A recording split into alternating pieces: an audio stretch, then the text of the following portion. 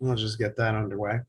I don't know that, I don't know who else is going to join. I think Rhiannon, who's, I forget her exact title. Rhiannon is there. Okay, good. She's, I know Sandy could say this more than I could, but she's going to be working with us. Let me get my notes here. Rhiannon, if you're there, you can explain your role. You're new to the group. Hi, I'm Rhiannon. So I'm going to be the connectivity booster. And essentially, I'm here to help. I'm here to aid in making sure that, we all have things like the schedule for the month, and that I can help organizing Zoom meetings and things like that. Sorry, I was not prepared to explain this right off the bat. That's okay. We're pretty laid back. That's perfect. And okay, Sandy's having trouble with the audio, but incidentally, Rhiannon, have you talked to your father about how he feels about broadband in Winter Harbor? I have not, but he was the one that made this opportunity. He pointed this opportunity out to me, so Good. I feel like probably he feels good about it. I had a very interesting discussion with him after our last board meeting, so fun. Okay, and looks like Bob has joined us.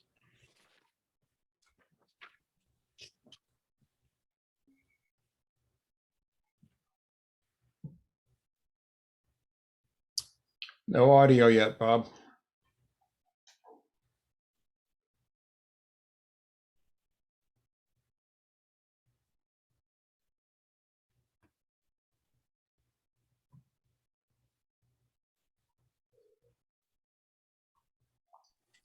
How about now? I can No, hear it's good. Okay, great. I'm having some issues. I'm not getting any email, and on my iPhone, which is very unusual. Something happened. I haven't gotten any emails since Sunday, and that's not true. Okay, I didn't see that we had a specific agenda today, so I don't know if anybody has any real burning issues they'd like to talk about, but you have a guest here. We have Danny Sullivan, who has graciously made time today just to touch base with us about Down East Broadband Utility. And that's the municipally owned utility that was that's over in Calais and Baileyville and some others in that area. Am I correct, Dan? Okay. And I don't know how many people have had a chance to look at the boot camp video where this was featured, but I had some questions for Dan, and maybe others have some questions as well. And I figured it'd be good, since he had the opportunity, maybe we could hear about what they've done and hear what the challenges have been and so forth, and see if that's just, again, something to consider as one of our options. If that's good for everybody, I'll just sort of let Dan take it away. All right. I'll give you just a brief overview of what we basically created. The first municipal utility in the state of Maine, broadband, back in 2018. The network build took about 2 years. We're now complete in Calais and Baileyville. Alexander signed on about 1.5 years ago. We just got the final pole licensing. That was one of my notes I had for you. That has been a nightmare for us. For Consolidated, the electric company's been wonderful, but Consolidated, which is supposed to reply with pole licensing within 170 days, in our Alexander build, they've taken well over 1.5 years. We couldn't do anything. We had the equipment, we had everything to roll, and we just didn't have the rights to attach to the pole. But one good thing that's happened since then, this is just recent, is the state of Maine passed the one-touch make-ready rule. That means that now independent contractors that are certified can actually go to a telephone pole and move the wires as needed without waiting for Consolidated to go look at every single telephone pole. That'll save a lot of money in make-ready costs. Because initially the way it worked, every person who owned a wire on that pole had to be contacted. One of their engineers had to go out and touch every single telephone pole. You had to measure the wires, how far they were apart, what it was going to cost to move them. So it's a huge expense to network building. Well, now state of Maine has realized that's really not the way to go. So they've got this one-touch make ready. So in our case now, we're expanding into Princeton, and if Cooper votes to join, which is this month, we'll expand there as well. And our network builder said he's got 4 certified crews that are ready to go. So that'll increase the network build times, which is great because. Say, Dan, Yes. what ISPs had infrastructure in place when you started this project? Was Consolidated the only one? No, Consolidated was there. There was Spectrum Cable. They were there. There's also, Hughes Satellite. Starlink has come onto the scene now as well. We initially, just in that point, we reached out to Consolidated and Spectrum because we knew we wanted to build this fiber to the home network, and they do have a large amount of fiber already in place in Calais and Baileyville. So we asked them, can we help you with money? Because their argument has been that, it's too rural. We can't make enough money, to pay back our investment, which we understand that because there's not a lot of people, but we were offering to borrow money to help them. And they turned us down. They said, no, we don't, we want to own our own networks. So at that point we said, okay, they're not going to do it. So we did a feasibility study, paid for that. And we were very lucky with, this is something to pass on to you guys or anybody else that's doing this. Local banks, you really, really want to make a connection with your local banks. They are an enormous resource. Our local banks went out and did, as part of the feasibility study, they did our pro forma work.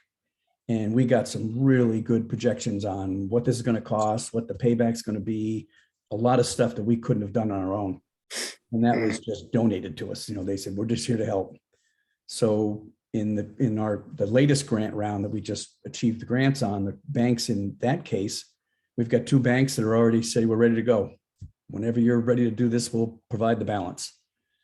So it's all kind of coming around, and the fact that there's so much federal funds out now with the RDOF funds and other federal funds, it's going to be a little easier for these towns than it was for Calais and Baileyville. Calais and Baileyville, the towns secured the entire note. There was no grants. There was no free money anywhere. And we're not, which is too bad. We talk about this at every board meeting, that why can't we go in now and apply for some help to mitigate some of this stuff? But it doesn't look like existing networks can actually apply for it. So we're moving on to other areas. So anyway, we're now, like I said, Calais and Baileyville are complete. Alexander, we're going to start to build now. That'll go very quickly. Indian Township, they are about 90% ready. So we're going to start building there very shortly. And then the construction crews will move on to Princeton. And if Cooper votes to join, then they'll move into Cooper. Are you guys online yet?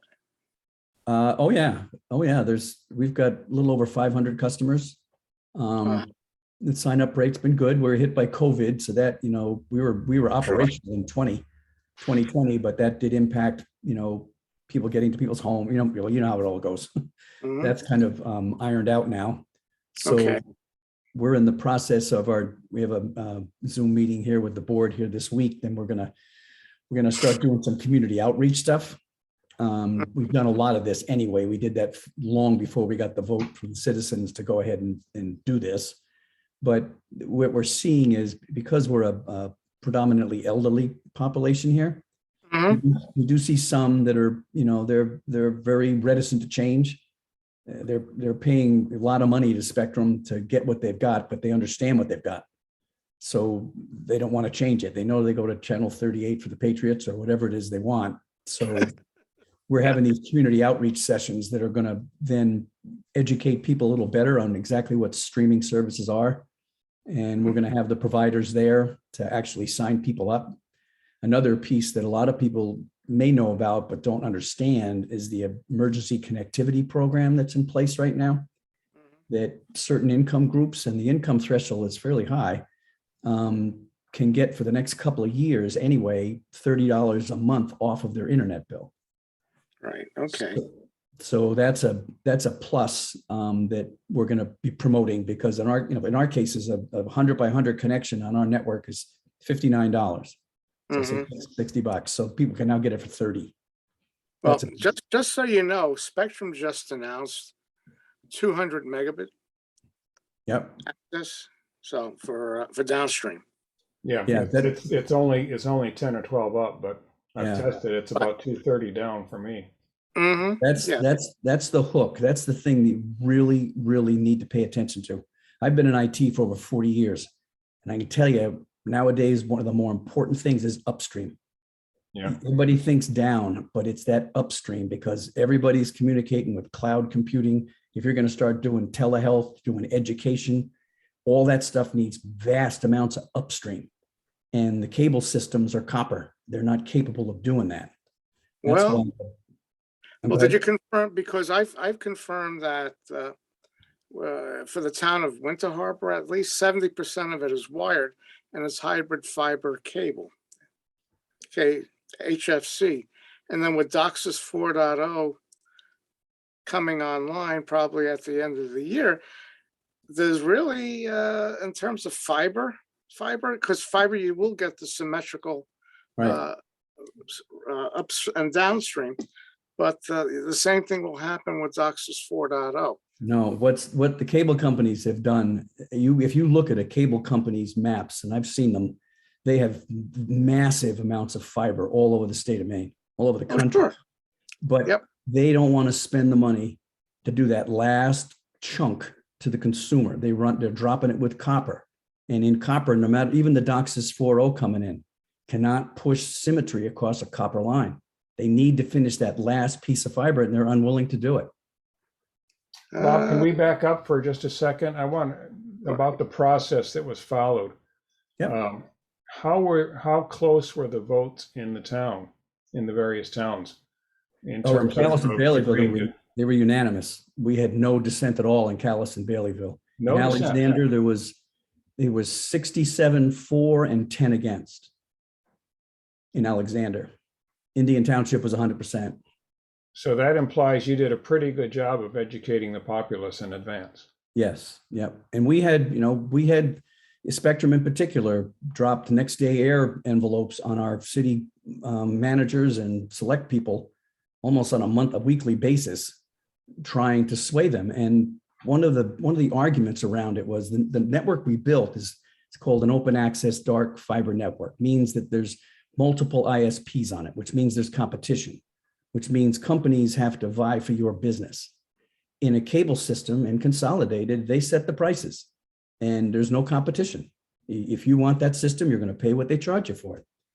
And in the model that we put together, which we think is one of the more compelling things that people went with, is the fact that it's community owned. And when you buy internet from an ISP and you pay $60 a month, a portion of that comes back to DBU that pays the loans, maintains the network, does the maintenance. When these notes for these towns are paid off, that's a continuing revenue stream. That money will continue to come back to these towns. When you write a check to Spectrum or Consolidated, 100% of it goes out and none of it comes back. What is the payback time? But we're looking at 20 years, but that's what the pro formas come up with. But my take is that it's going to be quicker than that, because we see a lot of enthusiasm.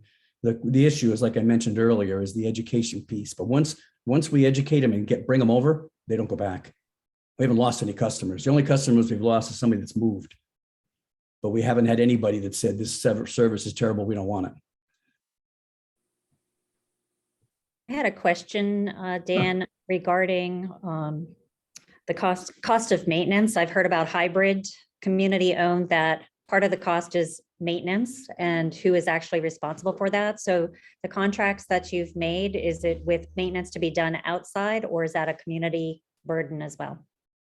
The way it works is DBU we're a nonprofit, and if there's an issue with maintenance, which we haven't had any yet, well, I guess we had 2 incidents, but we have an outside contractor that goes and we pay them out of the revenue stream coming into DBU to fix the problem. Since we've been operating, we've had 2 incidents. One driver took down a telephone pole when he hit it with his car. We had to fix that. And then unfortunately, one of our board members actually took down a fiber line with his backhoe. We haven't let him forget that one, but we've got them back up relatively quickly. And another piece to that too, that I think is part of the education piece, is in fiber, there's no electronic field in there. There's no electricity going down through that pipe, it's light. So in the case of power outages, if you've got a generator and you're sitting at home, your fiber connection to the internet's going to keep working. Whereas if you're on Consolidated or you're on Spectrum and the power goes down, you're not working, because their systems, their cabinets, Consolidated in particular, as a cost saving, didn't put any battery backups or any power generations in their COs that are scattered across the land. So when the power goes out, I've got a generator at my home in Cooper and I have DSL. As soon as the power goes out, the whole house comes up, everything's wonderful, and the internet's down. Right. Simply because there's no power in the cabinet. With fiber, you don't have that problem. For the most part, yes. Well, I can tell you, I ran an IT department at the Woodland Pulp Mill in St. Croix Tissue for 20 years. And in 20 years, we had fiber for the last probably 15 of it. And we went down once in 15 years with a 24/7 operation because somebody went into the CO cabinet and disconnected us and connected another line. Mm. So it's very stable.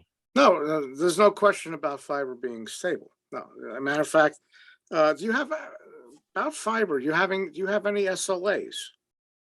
Service So level? the service level agreements, Pioneer does not, because the reason they don't do that is they offer the same rate to a business customer as they do to a consumer. Anybody gets the same rate. And the networks have been so resilient. And you know, the SLAs are really, you know, I've had SLAs, numerous ones when I worked at the mill, and they're very expensive. And when you have to use them, you're really kind of hoping that they're going to actually be able to get to rural Maine and fix the problem. As I said, we didn't have any issues with it, so it really wasn't a problem. But for years, we paid a lot of money for the SLAs and never really had to use them. Okay. And I will tell you one thing that people don't realize in terms of copper or fiber, when you look at the expanse on 100, there's 100 feet between telephone poles as a rule. In that 100 feet, a copper line is putting 70,000 pounds of pressure on that pole, between those 2 poles. A fiber line is putting approximately 7,000. So it withstands a lot of wind, a lot of movement. It's sitting on a piece of strand wire. The fiber doesn't weigh anything to speak of. So it can take an awful lot of abuse that copper lines can. And you just look at a telephone pole, look at how much copper our our phone companies and cable companies have hung up there. There's a lot of cable up there. Right.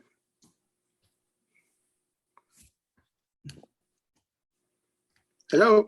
Did I answer your question there? Yeah, I'm Bob. Yeah, I mean, I've been in the industry, I don't know, God, decades. And you and I I know are the both, feeling. Yep. And, you know, fiber is predominantly what I work with. I used to work for Spectrum. I worked for AT&T, so on and so forth. I guess Maine is unique. Question: How has headcount affected you? I mean, do you have to provide headcount for this endeavor? Do you mean take rate? Well, you know, you have this. I guess you formed this group.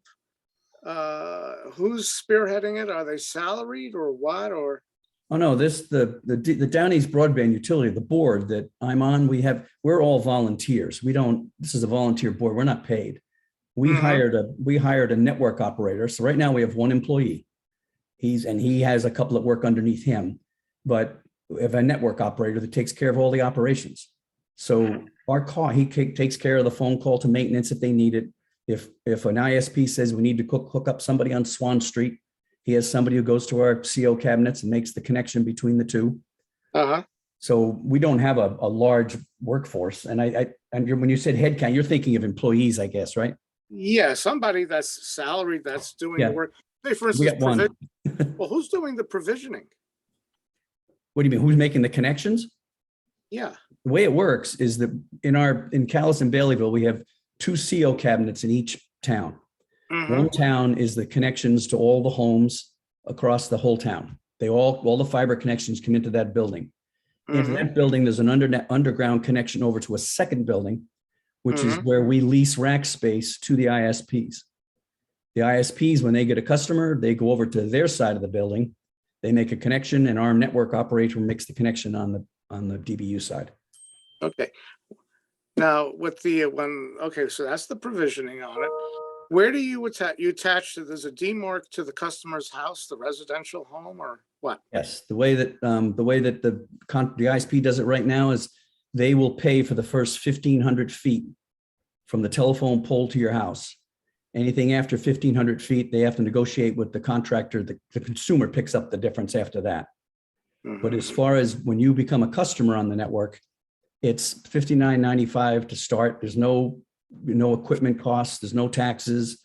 There's no Mhm. setup fees. There's nothing. If you're up past 1,500 feet, yes. But other than that, you just start Yeah. paying $60 a month. Mhm.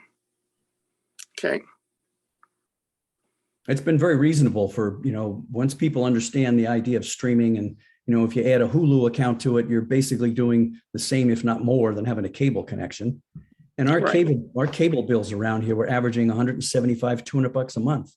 Mhm. So No, I people are understand. like, they can't afford it. It's too expensive. Either I put gas in my Ford or cable. So something's got to go. All Yeah, right. No, absolutely. I get that. I get that. All right. And I had another question, Dan, with regards to the outreach. Rhiannon's here and she'll be helping a little bit with that. Were there some particular things that were very helpful in getting the community on board beforehand? Yeah, I had a conversation a number of years back, and I never forgot this conversation. At the time, he was the IT director for Bar Harbor, and he was trying to do this. And the voters in Bar Harbor, I think they've changed their mind now, but they voted it down fast. And I said to him, I said, "What happened?" And he said, "I lost control of the message." He goes, "We thought of the idea, we came up with the initial costs, and it got flooded out on social media. And before I could explain what it was we were doing, people thought we were wasting taxpayer money. And they shut it down." So that never left my head. So when we started our project, the first thing we did was talk with the town, executives, number one. We had town meetings, then had people come in just to explain it. I went and talked with, eggs and issues stuff with the chambers of commerce. We talked to Lions clubs, Rotary clubs, Boy Scouts, Girl Scouts, high schools. We put signs in store windows. We just got the word out there in every corner we possibly could, so that people knew there was something different coming. And then when we had the actual meetings where the votes took place, it was really interesting. The Alexander one was really interesting to me, because I went to present this. And DBU, that I'm the president of, we don't make any money on this. This is not we're a nonprofit. This is just to get the service here. Well, when we went to the Alexander meeting, the very first thing that happened is an older gentleman, he just jumped right up and he was ripping into me left and right about how you weren't going to take his tax dollars, and his cell phone was all he ever needed, and his granddaughter could do it. It was just terrible. So then this younger person got up and did the same thing. And I think, oh my gosh, this is crazy. So the network engineer was with me. He leaned over and said, "If I get one more person here, I'm out of here, Daniel. We're not doing this." So we calmed it down a little bit, and I explained the financial model and how it's paid back by subscribers. It's not paid back by the taxpayers. The people who want the service pay for it. Well, the guy that started it, he turned to me and said, "Well, why in the hell didn't you say that in the first place?" And he was one of the first people that was at the town voting, and he was the one that went around and collected all the votes for us. So I learned from that. The very first conversation is, what's this going to cost me? Because that's what everybody thinks about. And I understand that. I think the same thing. These small towns can't afford a hit to their tax base. Well, that's precisely it. And I think every town is unique in their needs. Yep. And one of the things, for instance, Gouldsboro needs everything. I mean, essentially you're starting from scratch. In the case of Winter Harbor, about 70% has been wired already by Spectrum. Yeah. So, I mean, do we want to reinvent the wheel? people, we still have people that are on Consolidated and they're still on DSL, and it's terrible service. I mean, DSL is dead. I know, that's what I have. Yeah, I mean, it's just dead, period. But does it make sense to reinvent the wheel to go through this process? And when 70% has already been done and people are on it.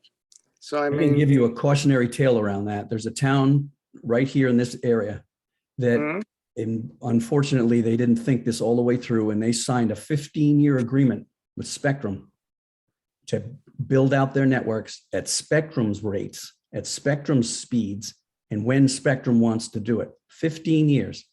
And in that bulk service agreement, they have agreed, the town that is doing this has agreed to pay Spectrum $30 a month per resident, regardless of whether or not they take the service. And they did this, the selectmen did this because all they heard was it's only going to cost us $35 a month for broadband. And if you read the agreement, which I have, the word internet isn't even in it. It's cable.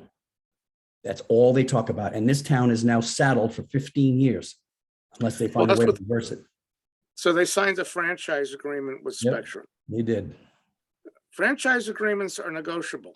I hope so, because I got a lot of people who live in that town are not very happy. They absolutely are. And there's a person I'm working with at Spectrum, one of the contacts there. I mean, there's also contacts for Consolidated, et cetera. They've come out with some new things subsequent. They have a low cost access for internet, which is like $30 a month. This is for folks that are financially dire need. But I mean, there's more to negotiate. I mean, there are franchise agreements that have been negotiated where it does look upon favorable. Yeah, being aside from working for the carriers or the ISPs, I'm one that you do what you know, okay, and you farm out. And to me, it's just negotiating the best deal you can. I mean, I'm not going to get on a pole and string fiber. I'm not going to string cable. I'm not going to string any type of copper. So, I mean, to me, it makes sense. Rent the unto Caesar what is Caesar's, but be smart about it. I mean, I think what you guys did is wonderful. And if you could pull that off, I mean, look, same thing happened 100 years ago. There were over 100 independent telephone companies in Maine. I mean, so, I mean, in essence, you became an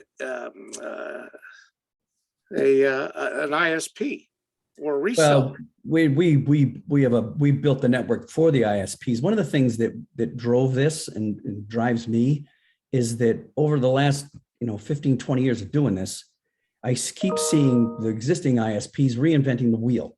Mm-hmm. Like they knew this 15 years ago, this investment could have been made in this country. We could have done this 15 years ago and had it finished, but we didn't do it.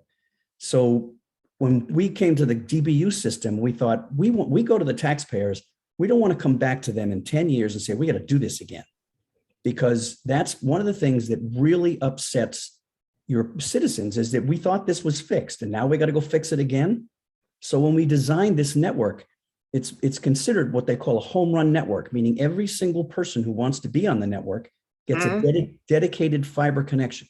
No splitters, we have enough backbone in there that everybody's got their own pipe, so that as this technology changes, which it's gonna, as you well know, you've been in it long enough, I'm sure you've seen a lot of changes.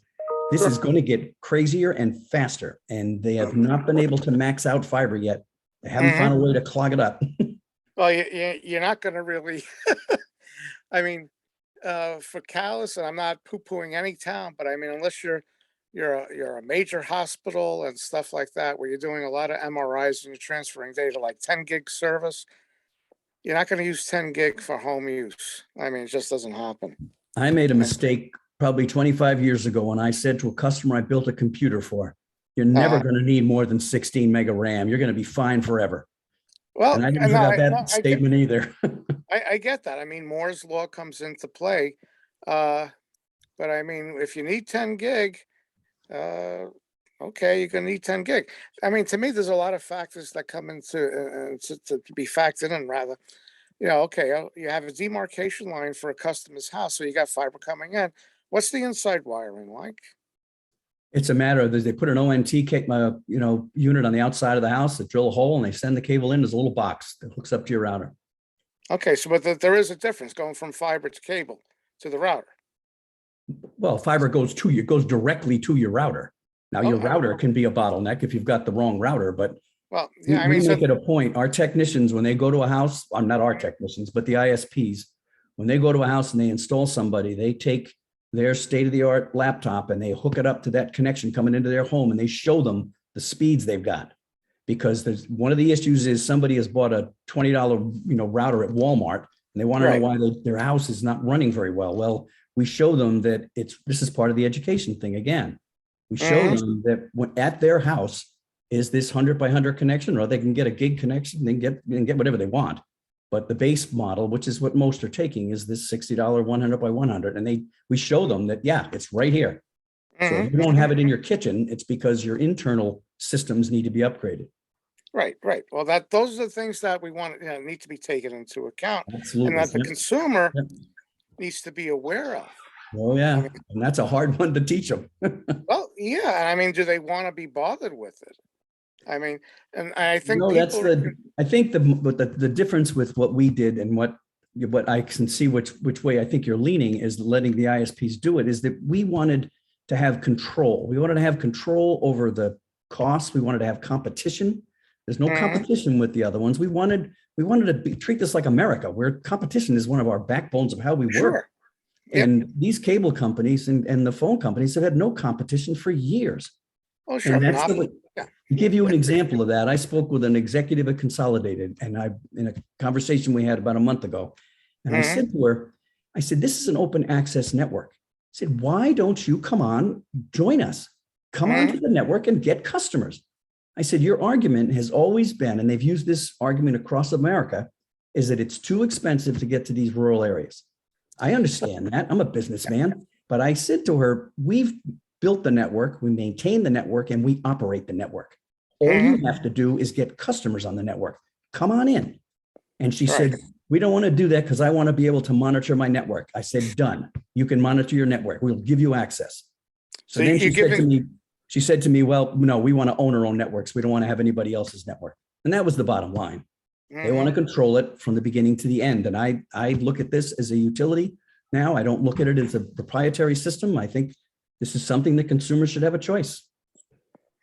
I really like this model for a couple of reasons. One is, without knowing what the future will bring in 20 or 30 years, this certainly seems to be as future-proof as you can make it. At this point, in terms of what our demands might be in the future. It's cheaper than the current offerings. I pay much more than this for my Spectrum connection, which isn't anywhere near fast enough going up as it probably needs to be as my house gets smarter than I am.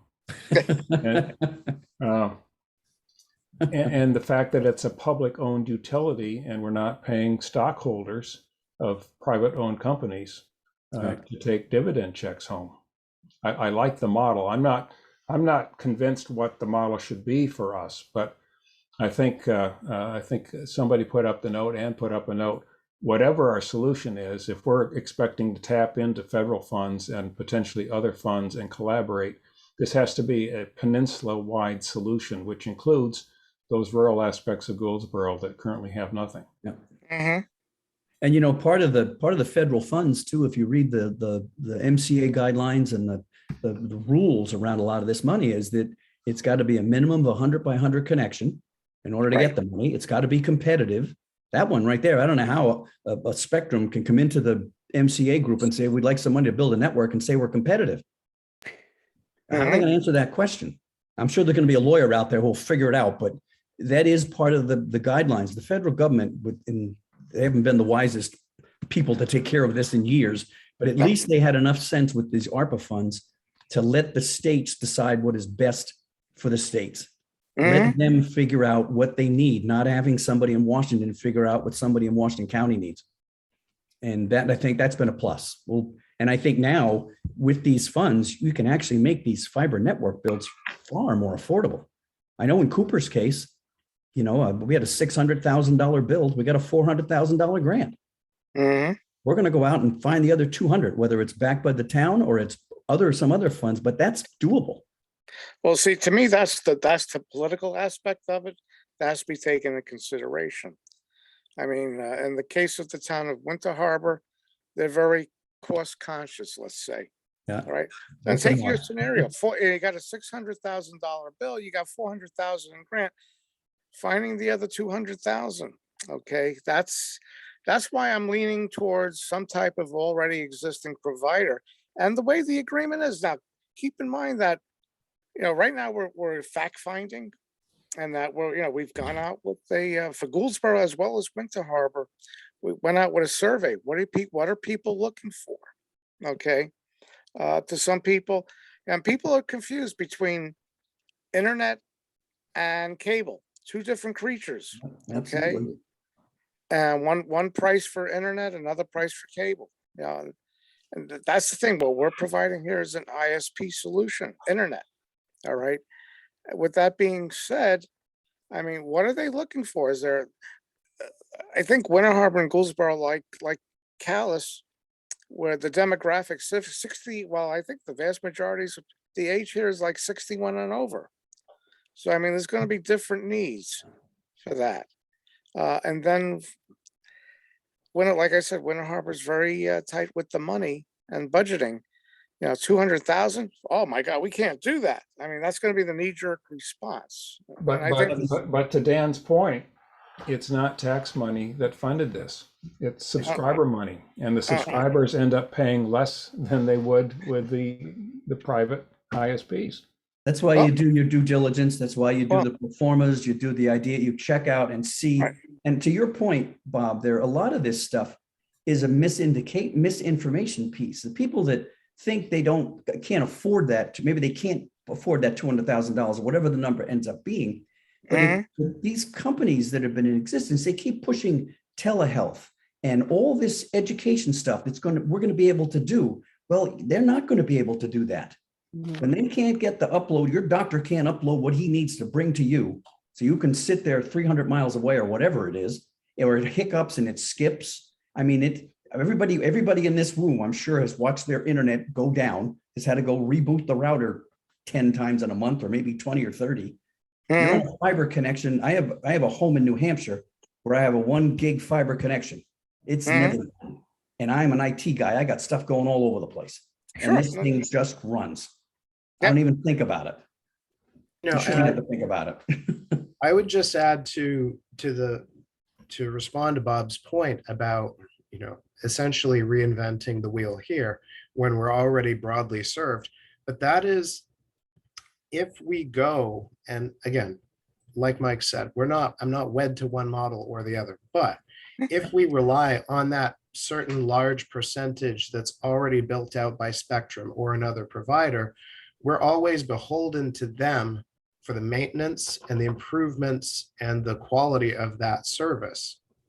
Whereas if we own something of our own, then we're responsible for that. When we see there needs to be an improvement, we can be responsible to that. When the service levels need to go past 100 meg, we as an entity, hypothetically, make that call and then start rolling that out. I would imagine, as you said, there's no known limit to what the fiber itself can do. It's just what you connect to it that sort of limits that in your provision. We knew, I think what a telling piece to a lot of this conversation is that we knew, because we had a bunch of tech people involved with this project, and we knew that what we needed for the next 100 years was a fiber connection.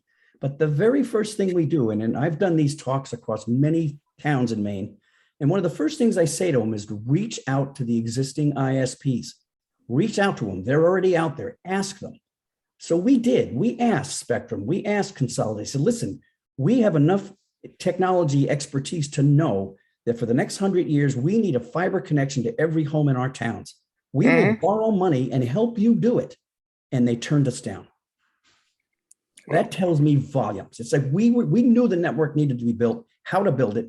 We offered to help pay for it, and they said no. And I know when this was like 5 years ago when they said no to us. And in talking to a Consolidated rep, about a month ago, she said, yes, Danny, that was a mistake. We shouldn't have done that.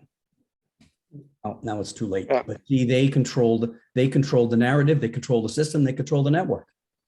We didn't like that model. And like to somebody's point here, we're just one model. There's 10 different ways to do this. And it's Oh, up absolutely. to the individual towns to pick what works best for them. We just Yep. pick what works for us. And we're seeing, I've probably got 5 other towns right now that are Mhm. trying to find ways that they can get through the middle mile piece to be able to connect to DBU.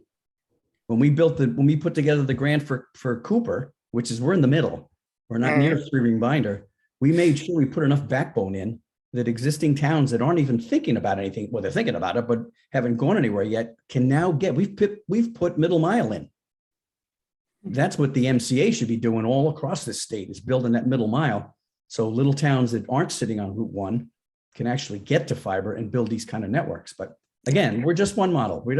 I'm very, you can tell I'm passionate about the one we got, but I wouldn't try to Oh, sure. convince anybody to do something they didn't want to do. Well, yeah, I mean, if it works for you, hey, more power to you, you know, if it works. But then I think I probably want to have some other discussions with you on Sure. this. So something to keep in mind, but I'll reach out to you. Yeah, that'd be great. I'll reach out to you.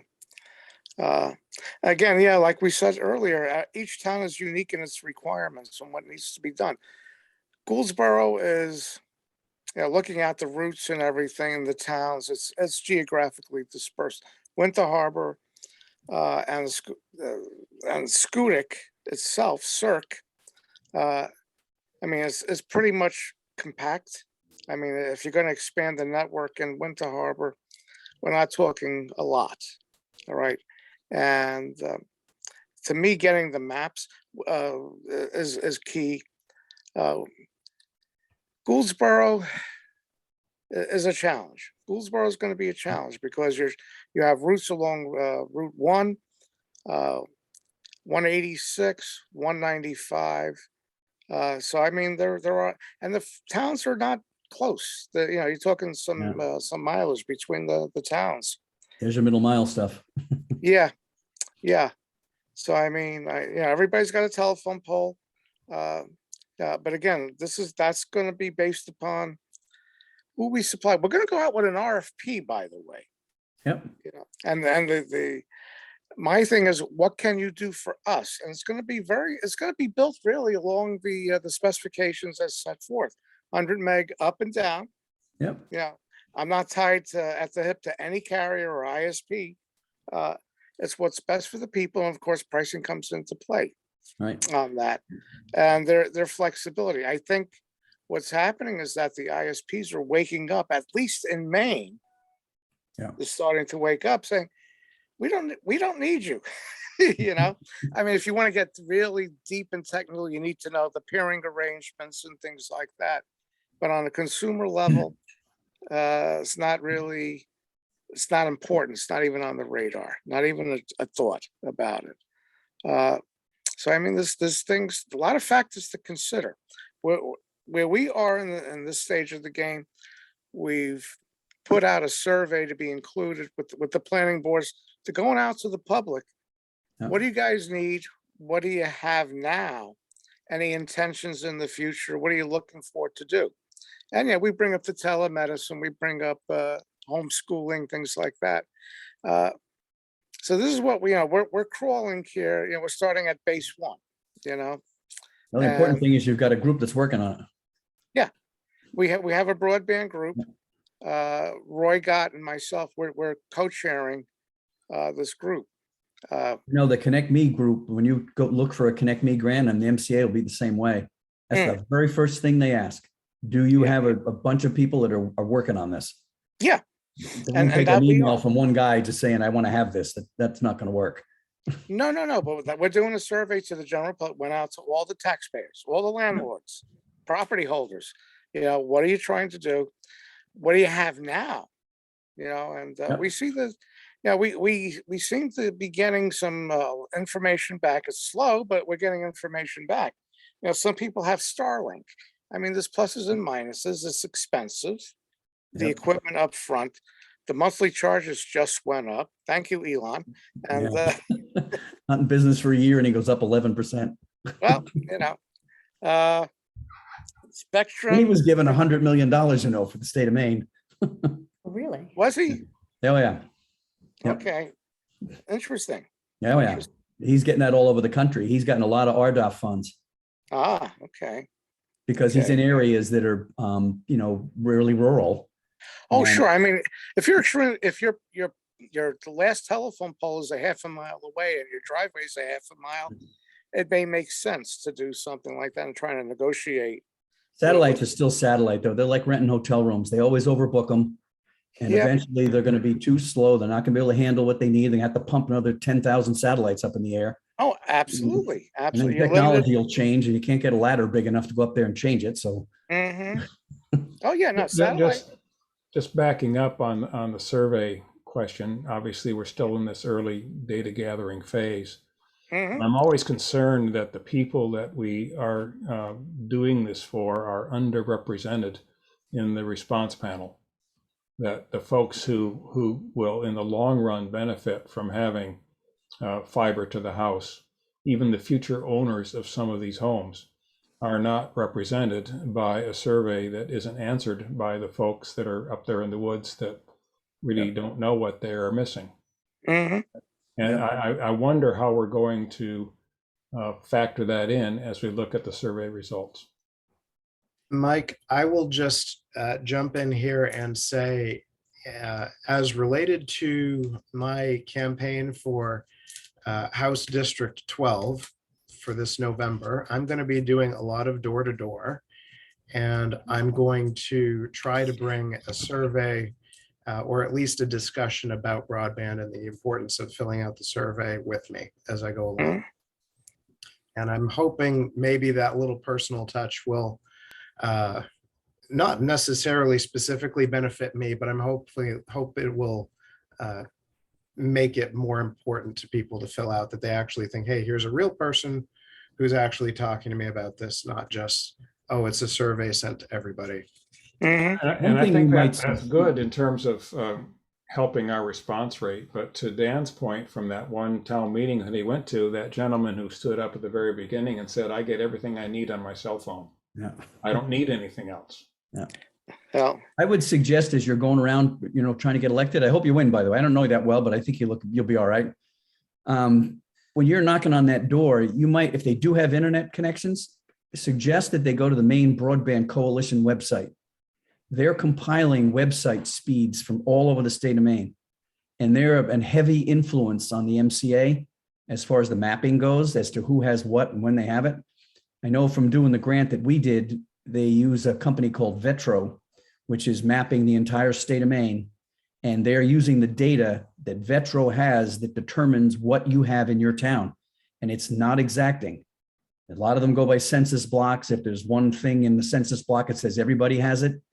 So it's important that people do their speed tests with this Maine broadband bunch, because they're communicating with these grant people and as well as with Vetro, because I know in the grant that we did, it was absolutely reliant on what Vetro had for information, whether that was 100% accurate or not. The information they had is what dictated whether or not we got the grant. So that's a really important piece that people, whatever they got now, whether it's DSL or it's satellite or cable, do those speed tests so that people can see where their addresses are and what they're actually getting. One more thing to do, right? yep. Well, and to that Right. point, you, Mike, at the Masons, I think the outreach part of this as well, like Roy's talking about, not face to face. So the Masons dinner the other night, I did take that information about RSU 24 adult ed, free digital classes, and I did get a lot of that. All I use is a phone, and it's a flip phone. I don't need anything else. So out of the 22 meals that were served, 12 people actually responded to the survey and the information, and the others were more of the, I don't need any of this. So there's still more educating and outreach to be done so that they do understand there are other opportunities. It's the value of your home when you sell it. How many real estate signs have you seen that say, come work in Maine with this beautiful view? Well, your house doesn't have that connectivity. Your house is not worth too much money now. Right. So it's just more outreach, I think, and it's in multiple ways, right? The comprehensive plan, the survey, the dinners, the face-to-face. Yep. Yeah, I guess my only additional comment, and then I'll shut up about this particular theme, is in the end, there will be people who will not understand what we're trying to do for them. And we're going to end up doing it anyway. Yep.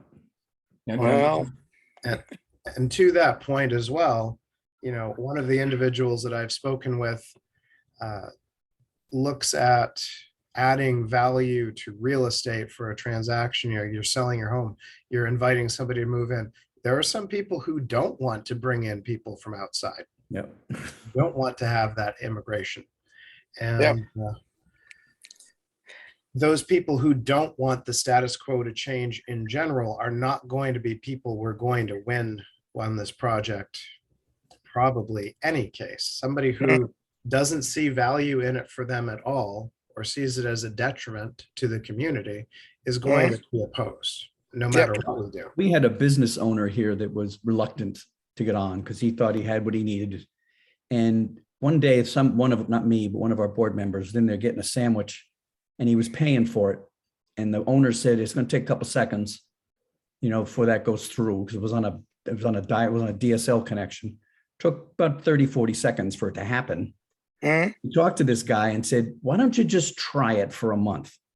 If you don't like it, you don't have to keep, it's not a contract here. Just do it for a month. It's going to cost you $60. That guy is now one of our best advertising out there. He says, my customers come in, they swipe that card and it's done. And I'm on to the next customer. oh, sure. So it's just experience it. I know when I got into this 10, 12 years ago, I worked with a group in Vermont that started this in southeastern Vermont, and they built 1 mile. They had 3 investors, 750 grand. They built 1 mile of fiber, and they had the neighbors talk to neighbors, show them what they had and how it worked and what it did. So somebody, your uncle, your brother, your next door neighbor, somebody you trust, shows you something, and you're educated in that sense. After that mile started expanding, they were looking for a way to finance it. And what they did is they went out and asked homeowners if they would sign on to a $2,500 line of credit on their house to then help build this network. And he was in a little closet. They had this no office at all. And he had this map, and on it was hundreds of push pins. He said, Danny, every one of those is $2,500. So what they did is they actually got the word out. They got people to understand by having neighbors telling neighbors, fathers telling sons, sons telling fathers, that kind of stuff. That's powerful. One more thing to do. Yep. There is a list, but it can be There is done. a big list. I mean, I think everybody will agree. I mean, we're in the beginning phase. We're fact finding. All right. If there's only 30 people in the town of Winter Harbor who want the service, the financials just aren't there. Whether Right. it's homegrown or you go to somebody outside, it's just not there. And everything is driven by revenue. How much money can we achieve? That's Winter Harbor. Okay. In the case of Gouldsboro, that's another story. To me, that needs to be built from scratch. So, I mean, Roy, what do you think? Well, I would say, given this is something that sort of bugs me in general. Winter Harbor is carved out of Gouldsboro. It was originally part of Gouldsboro. Geographically, it doesn't make sense to think of them geographically as different territories. The line is artificial. I would say it doesn't make sense to try to say what's right for Winter Harbor, what's right for Gouldsboro, because any project is going to basically cover both. Yeah, I mean, there's going to be commonality. I mean, especially with the fiber route. However, it's the political aspect of it too. I mean, to me, that's Winter Harbor. You look at the regionalization of the police departments. No, we're going to go our own way. We'll do what Winter Harbor wants to do. I mean, so that there's political aspects of that, and that would probably be a big factor in this. I don't know how well Calais and Baileyville get along. It's a good question because they're fierce rivals on the basketball court. And they were, this whole thing started when the two towns were looking for economic development. And they were going their own separate ways. And the two together and said, why don't we work together on this? And one of the first projects they did was this fiber to the home system. And the towns are, we still rival on the basketball court. That hasn't gone away. But they are actually, the way our model works is that on the board, there is the city manager from Calais, there is the town manager from Baileyville, there's a selectman from Alexander, there's a representative from Indian Township. I'm the at-large, I'm not a member of any of that. But as we bring a new town in, we always bring in an elected official that is selected by that town. And they get a position on the board. So they are openly involved in every single decision that happens to the DBU network. Right. To your point, that's the political end, and it's to keep, we're a wide open organization. Anybody can see our books anytime they want. They can come to a meeting anytime they want. There's nothing to hide here. We're out there. I mean, looking at the two towns, Gouldsboro and Winter Harbor, there is the hell with Gouldsboro. I mean, really, that is, those are my words, not anybody else's. So I'll take the heat on that. I think we're at risk if we go too far down that path. That will kill the deal, I think, if the two towns go separately.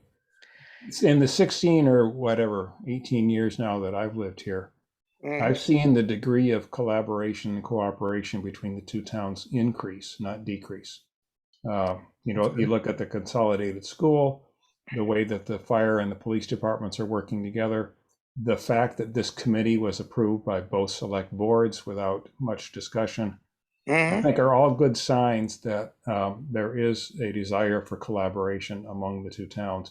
There is this underlying competition that originated 100 years ago and Winter Harbor split off, but I think that's dying down. And for something like this, which is a big infrastructure project, hopefully we won't see it fragment. Well, and I really think it's all about the economy of scale that we're talking about. And when you say that it's the subscribers that are paying it, we're not asking the town of Winter Harbor to pay $200,000, Bob. No. Subscribers that want it. And my experience of 4 years with Spectrum, we may have their lines through Winter Harbor. That doesn't mean that they're the smart choice.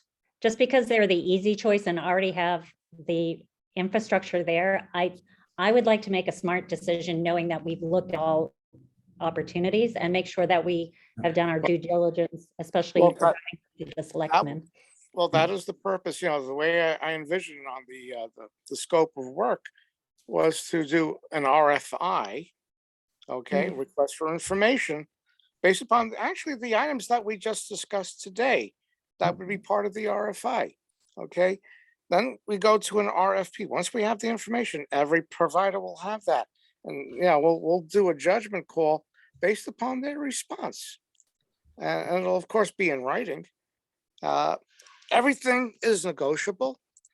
Whether we do it ourselves, do it ourselves is fine too. Okay. I think there's probably pluses and minuses to both. Okay, as long as if a tree falls into a fiber line or cable line, doesn't matter. The line is down. Somebody's got to fix it. Somebody's got to fix it. And who's going to fix it? What's the response time? See, those are the things that I worry about. There's a mean time to repair. You call in a trouble ticket. Hey, my fiber line is down. And of course, I'm using a cell phone because I can't use my VoIP because the line is down. But those are the things to consider. Who's going to repair emergency response? Okay. Certain instances, the police and fire department cannot be down. Okay. They need communications to the residents. So those are the factors that I go by.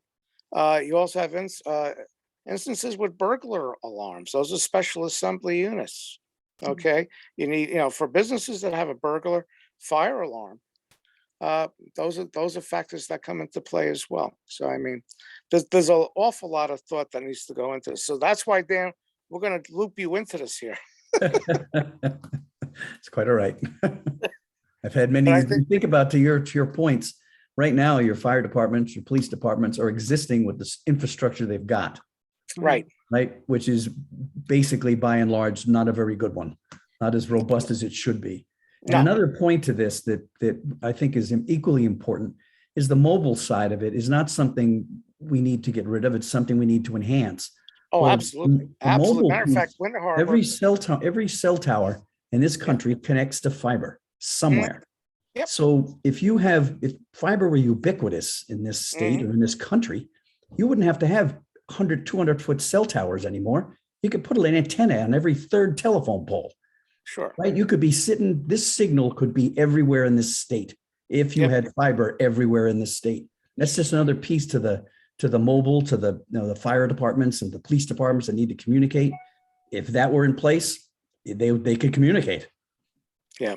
I mean, there were other challenges too. There's topographic challenges and things like that. Yeah, that's But main. I get that. In the case of Winter Harbor, because this is what I'm focusing on, we're talking about putting in additional cell towers because you're lucky if you get one bar.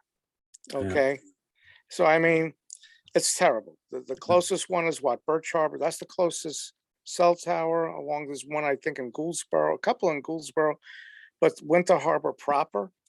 There's really no cell coverage to speak of unless you're using Wi-Fi, and because it's a data call, So there's a lot of challenges here, a lot of challenges, technology-wise. So I mean, before moving up, I mean, I have one of my old buddies who's been here like 25 years. What do you have for telecom up here? And I guess I'm spoiled by being from New York and the Northeast PA. I mean, what, you don't have 500 meg? Jeez, what's wrong with you people? But Well, you brought that New York accent with you. oh, I did. And I was told I got to lose that, but I'm I had a Jersey one, but I tried to lose mine. trying to lose. Yeah. I mean, we moved to Pennsylvania, but I mean, 15 years there didn't take away the accent. So, but, hey, we're doing it. So, I mean, we're getting there. We're getting there. So let me go to low power. Actually, I'm going to lose you guys very soon. My computer does not have a camera on it, and nor will it ever have a camera on it. So, just my cell phone. So, unfortunately, I'm losing power. Let me change that. But I think this needs to be continued. Do we have an agreement on that? Yeah, we'll, as I have with other So- towns, we'd certainly, if you're interested at all, we would share our interlocal agreement, the legal work that we did, the articles of incorporation, how this all works. I mean, this is, we've shared this with other towns to have them understand Are you? this model, as part of your process, sending out the RFPs, which I think makes sense. My first thing Yeah. you need, I think, really to do is to just get some kind of a feel of what your potential take rates are going to be. What's the pulse of the towns about being able to, I think Bob mentioned this, to be able to really want it. Mm-hmm. Or was that Mike that said that? There was, figure out if this is something that they think they need. Right. Well, when we get our data from the surveys, that'll be very helpful. But if you go to any Spectrum, well, anybody that I know that's on Spectrum right now, and you offer them better service for $30 less per month, they're going to jump on it. Yeah. Sure. If we were to have a model like Dan's. Yeah. Well, this is something that we're not tied in. I mean, hey, if anything, Dan, are you people going to be, when I say you people, you folks going to be tied to Washington County, or maybe you want to expand or something? I've had requests from as far away as Texas. But as far as we're going relatively slowly with DBU, because like I said, we're just a volunteer bunch, and we've taken towns right around us. And we're trying to build the take rates up with the education piece I mentioned. I would say, yes, we will. I would say once we've got our towns a little further more involved, and we've got the education piece a little better. Yeah, there's a lot of pressure from other towns all across Maine. And we could connect just through three-ring binder to any place in the state. It doesn't have to be contiguous to us. You just have to pay the per mile fiber charge to get down to wherever the town is. But yeah, to answer your question, I think in the future, yes, but not in the immediate future. Right. Right. I have about a million more questions for you, but You can send me an email if you'd like. I'll certainly respond. okay, very good. Actually, you know what? I got confused a little bit because I know another Dan Sullivan in Uh-oh. Surrey. So it was like, Dan? Yeah, There's a lot of us he's out there. I guess so. Very common name. Yep. But no, that's good. It's good. Learned a lot. I think, go ahead, Sandy. I was just gonna check in with folks. We've been running an hour. I can only stay for about another 15 minutes and wanted to be sure we're mindful of Dan's time as well. I'm not sure how much. Oh, he sure. allows. Sure. I guess we can probably end it to be continued, as they say. Yeah, if there's any questions, anybody certainly, I know Roy's got my email address. You certainly could share it. Mhm. Sounds good. Sounds good. I did have Right. something that, absolutely, Dan, we can touch base in the future, and I look forward to seeing whatever documentation you could provide. That would be great. Yep, Um, yeah.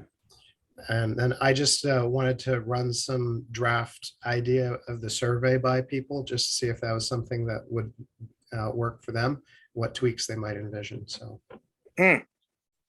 so, Okay. but definitely, Dan, thank you for joining us today.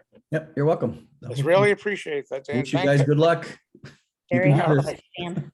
Thank you, Dan. Yep, we'll talk to you later. All right. And So I will- guess, again, Yeah, I just have to try and find it on this computer,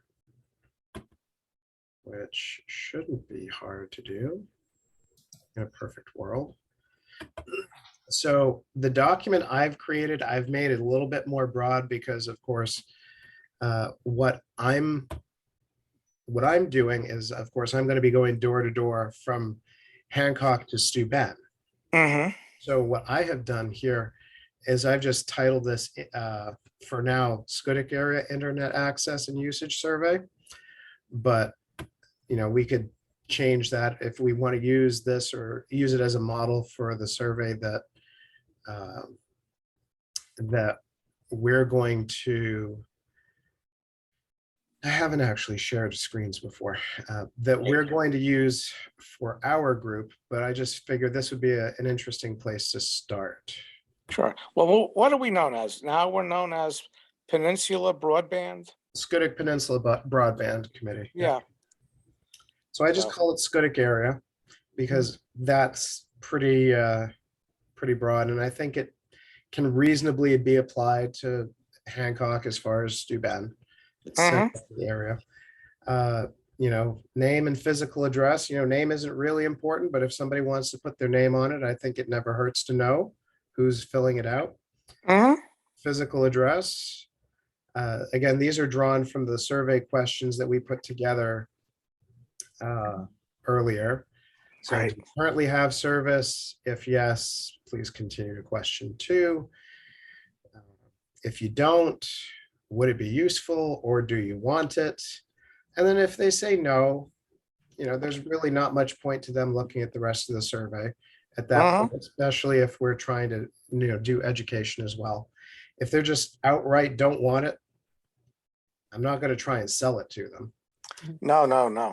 And then, You may be met with a shotgun. and I'm sure there are plenty of shotguns out in these communities too. Oh, yeah. What types of service do we have? I did include dial-up because there is an outside possibility that somebody might still be on dial-up around here. Advertised connection speed, basically, versus measured connection speed, and directing people to the Broadband Coalition website to help steer data towards that effort. What do they use the service for? And this is not paginated as it's supposed to be in the final, but we've got those web browsing, email, social media streaming, work from home, surveillance, smart home, home office, business, telehealth. Just put those broad categories out there. Yep. How many devices? Approximate cost of just the internet.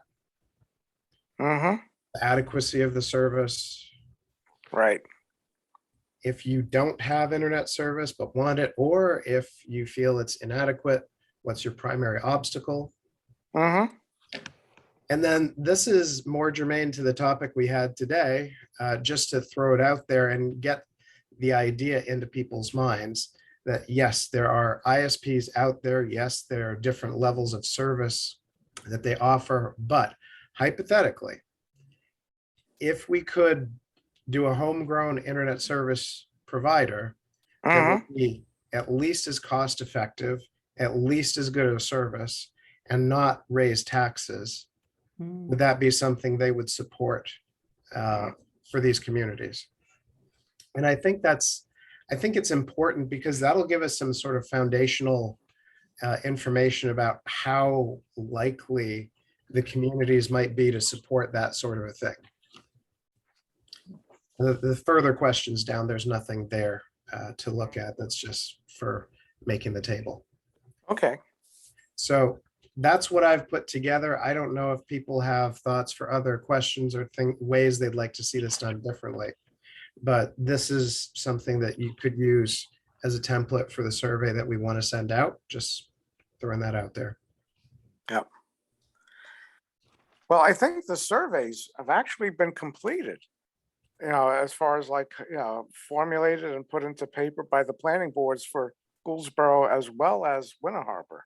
I'm not talking about the comp planning surveys because Okay. we were going to do our own survey separate from that because we were really limited in Gouldsboro, at least, on what questions we could ask.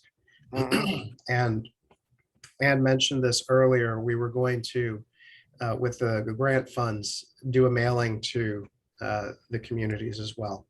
Mhm. Yeah, I think this is more comprehensive, Roy. I really like that it has all the details. And even though there was a difference with the comprehensive planning, right? So I think it's important to get that out. And I love the last question, just trying to get a pulse for where people stand is super important. Yeah. And as much as we can do this personally too, and have it available to ask people face to face. I mean, even mailing these surveys out, I think we're going to be lucky if we get 10% or 20% back, which is Mhm. not, it's not a lot. And I'm not sure whether it's helpful or not. But it's really the voters that are going to decide this for us, right? Yep. So these surveys we're getting back are going to be from a multitude of people, but ultimately, are we hearing from our voting constituents? Mhm. So- And another thought just to go along with this, I think, we want to look at ways to get this data back. Now, do you just have people drop them off at the town office? I would certainly suggest that we would do whatever the paper version is. We do a survey on the Gouldsboro website as well, or some web platform. So it gives people the option to fill it out online if they so choose, if it's more convenient for them. And I'd put that right up at the top. If you want to fill this out online, go to this address. To me, I think, any way that we can eliminate barriers to people getting the information back to us. Absolutely. So, What's the And I I like target it. date I for think getting the it out? questions, and I can email that document to people once I've polished it up a little bit more, but looks pretty good to me. I like the fact that it's going to end up about 1 page long. I think much longer than that will reduce the response rate.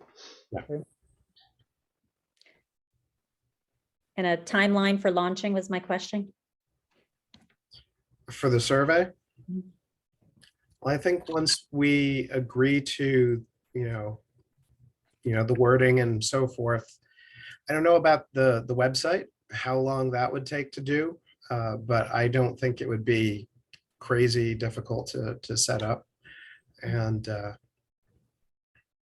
then it's just a matter of how long it takes to print it and mail it, I would say. Mhm. And you are thinking a regular mailing, not attaching it to the newsletter? Is that what I'm hearing?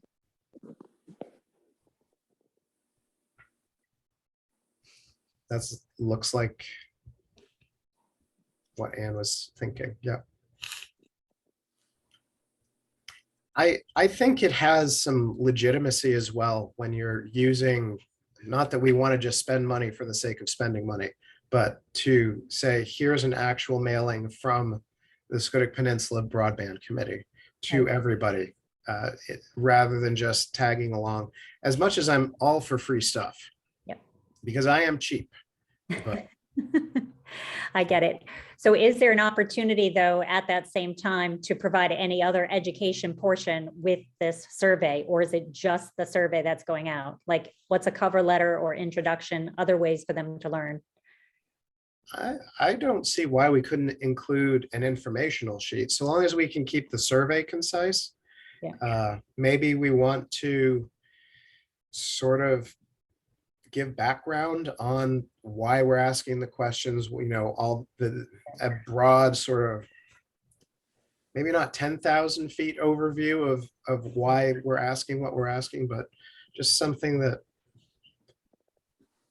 lets people understand why it's important.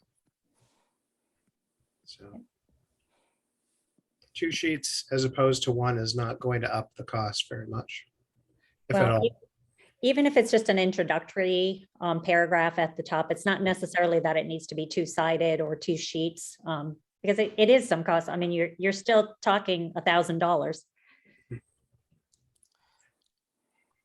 Yeah, I haven't done a bulk mailing to all the residents of the 2 zip codes yet, but Yeah, with actually without the mail cost, it would probably, actually it's black and white, so it's not going to be as costly. But it could be a $500 to $1,000 cost, depending on where you go.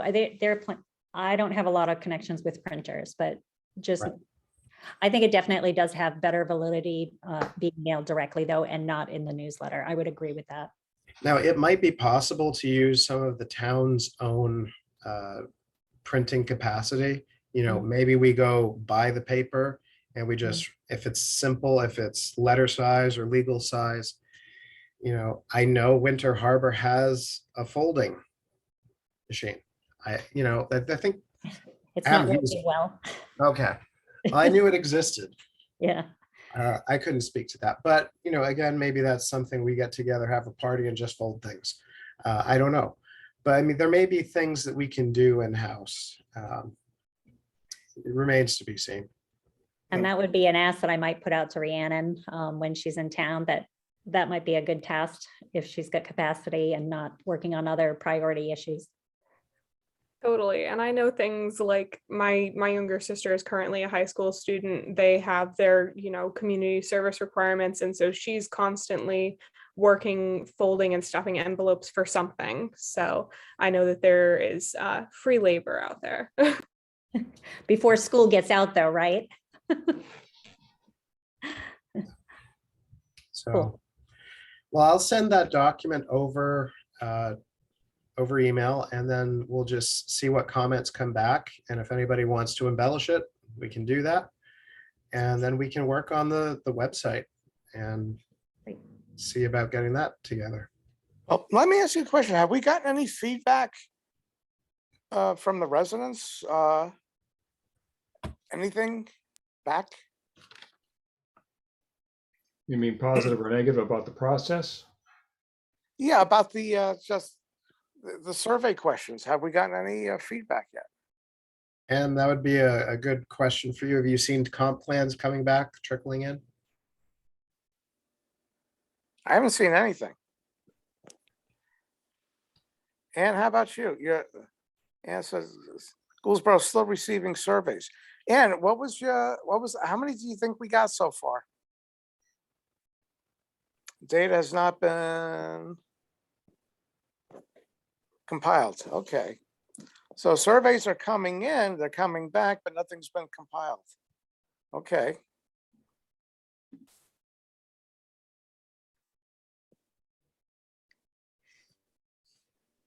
All right. Well, I know Sandy, you've got to head out. Does anybody have anything else they want to touch on today?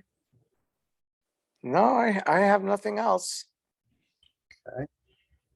2 weeks. Do we want to stick to our 2 weeks and meet again? Yeah, sounds good. I will probably be unavailable that Tuesday, but that doesn't mean somebody else can't